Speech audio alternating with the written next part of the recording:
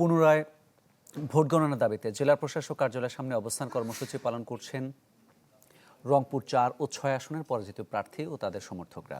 দর্শক, এ বিষয়ে আরও খবর জানাতে চাই আপনাদের। সরাসরি যোগ দিচ্ছেন সহকর্মী ফখরুল শাহিন। ফখরুল, প্রার্থীরা তো তাদের দাবি জানিয়েছেন, জেলা রিটার্নিং কর্মকর্তার কার্যালয় থেকে কি কোনো জবাব দেওয়া হয়েছে?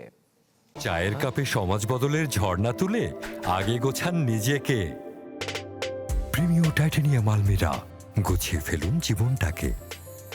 মামুন, আপনাকে জানিয়ে দিই, গতকালে আমরা দেখেছি যে রংপুর ৪ আসন যে কাউনিয়া এবং পীরগাছা জুড়ে উপজেলা নিয়ে, সেখানে কিন্তু আমরা দেখেছি যে বিক্ষোভে পুরো কাউনিয়া এবং পীরগাছা উত্তাল ছিল।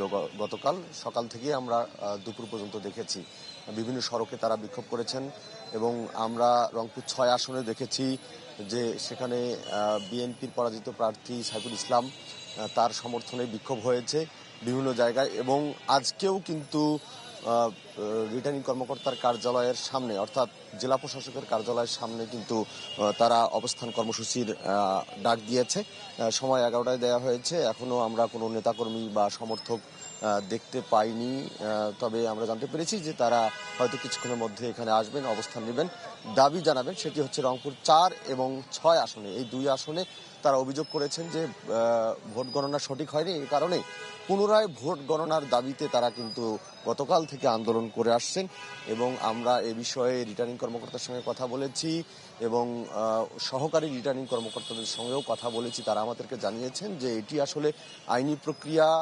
নির্বাচন কমিশনে আবেদন করার পর নির্বাচন কমিশন যদি পুনরায় গণনা করার মনে করে, তখন এটা হবে, আইনি প্রক্রিয়া হবে। সুতরাং তারা রিটার্নিং কর্মকর্তারা, জেলা প্রশাসক বা উপজেলা নির্বাহী কর্মকর্তারা এখন পর্যন্ত আসলে স্পষ্ট করে বলতে পারছেন না যে আসলে ভোট পুনর্গণনা হবে কিনা। তারা এতটুকু আশ্বাস দিয়েছেন যে আবেদনের প্রেক্ষিতে আইনি প্রক্রিয়ায় যেটা হয় সেটি তারা নিশ্চিত করবেন। এবং যারা পরাজিত প্রার্থী আছেন বিএনপির রংপুর ৪ আসনে ইমদাদুল হক ভরসা এবং রংপুর ৬ আসনে সাইফুল ইসলাম, তারা বলছেন যে যতক্ষণ পর্যন্ত তারা আশ্বাস না পাবেন ভোট পুনর্গণনার, ততক্ষণ পর্যন্ত তারা আসলে অবস্থান কর্মসূচি করবেন, বিক্ষোভ করবেন এবং তাদের আন্দোলন চালিয়ে যাবেন। তো এই ছিল এখানকার সর্বশেষ। মামুন, ধন্যবাদ আপনাকে। রংপুর থেকে জানাচ্ছিলেন সহকর্মী ফখরুল শাহিন।